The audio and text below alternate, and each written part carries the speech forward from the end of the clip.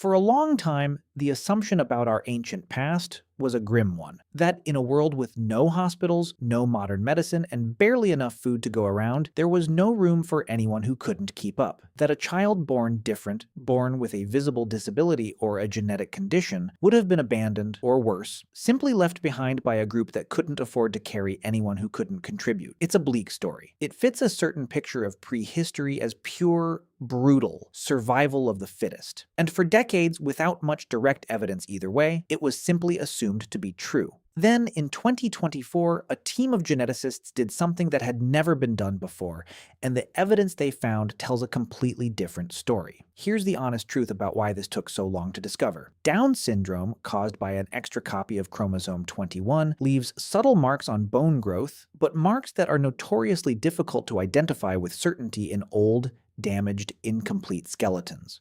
For a condition affecting roughly 1 in 1,000 births today, you would expect it to show up somewhere in the archaeological record. But without a reliable way to detect it, it had essentially remained invisible, hiding inside bones that had been sitting in museum drawers and burial sites for thousands of years. So a huge international team of researchers tried something new. Instead of trying to diagnose the condition by eye, they went straight to the DNA itself. An extra copy of chromosome 21 means an infant's remains contain noticeably more genetic material from that one chromosome than they should. It's a signal you can't see by looking at a bone, but one that shows up clearly once you can read the genetic code. The team screened DNA from nearly 10,000 ancient and historic human remains, spanning the Mesolithic all the way through to the 1800s. Specifically searching for that signal, and they found it. 6 confirmed cases of Down syndrome, and, remarkably, 1 case of the far rarer Edwards syndrome, a chromosomal condition so severe it usually ends in stillbirth.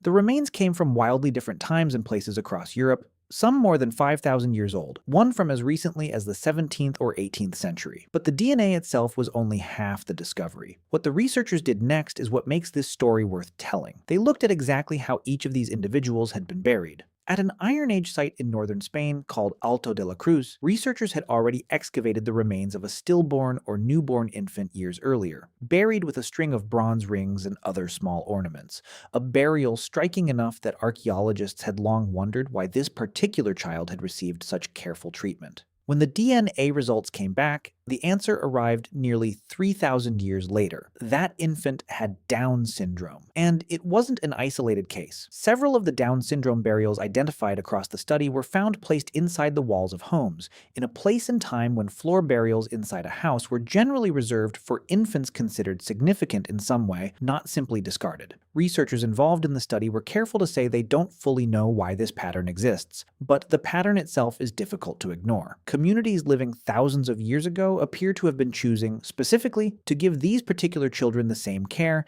and in some cases even more deliberate care than they gave to other infants in their community. None of the individuals identified in the study lived to adulthood. Most died at or shortly before birth or in early infancy, a sobering reminder of just how limited medical survival was for anyone with a serious health condition in the ancient world, disability or not. But in every single case the researchers could examine closely, the burials showed no sign of the child being treated as less important, less human, or less worthy of care than anyone else in the community. They were buried according to the standard customs of their time, or in several striking cases, given burials more elaborate than the average infant received. And this wasn't only true for our own species. In a cave in eastern Spain called Cova Negra, researchers studying the tiny, delicate inner ear bones of a child's skull, a 6-year-old who lived roughly 146,000 years ago, found something unexpected. The bones showed clear anomalies consistent with Down syndrome, including malformations that would have caused severe hearing loss and serious balance problems. This wasn't a modern human child, it was a Neanderthal. A 6-year-old with significant hearing loss and balance impairment in a hunter-gatherer society with no modern accommodations of any kind would have needed real, sustained help just to get through an ordinary day, let alone survive to the age of 6 in the first place. The fact that this child lived that long strongly suggests that this wasn't a mother managing alone. It suggests a wider group,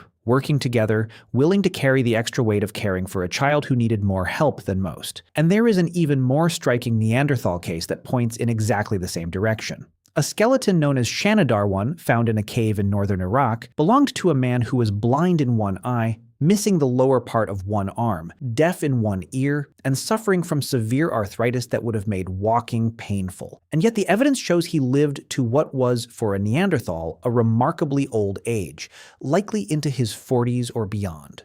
A man in that condition could not have hunted. He may not have been able to reliably gather his own food. Someone, or more likely an entire community, chose to keep him fed, protected, and alive for years, long after he stopped being able to contribute in the ways his group needed to survive. Think about what that actually means. Stacked all together, not one isolated act of kindness in one time, in one place, but a pattern, showing up again and again across different species of humans, different continents, and thousands of years of separation. Neanderthals cared for a deaf, unsteady child. A different Neanderthal community kept an older, badly disabled man alive for decades. And thousands of years later, our own ancestors were choosing deliberately to give infants with Down syndrome some of the most careful burials in the entire archaeological record. This doesn't mean prehistoric life was gentle or easy or fair. It very often wasn't. But it does mean the old assumption that anyone different was simply left behind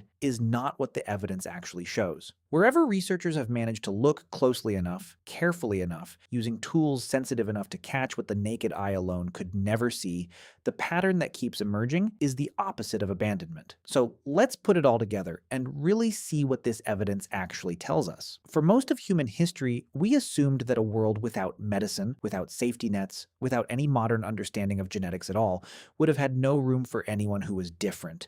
And for just as long, we had almost no way to actually check if that assumption was true. Now we do. And what the DNA and the bones are telling us again and again is that ancient communities, both our own species and at least one other, chose repeatedly to protect and feed and bury with care the very people who needed the most from them and could give the least back in return. You will likely never have to decide whether to keep caring for someone who can offer you nothing in exchange. Modern life mostly doesn't ask that question of us directly. They asked it constantly in a world with barely enough resources to go around, and the buried evidence keeps giving us the same answer. They chose to care anyway.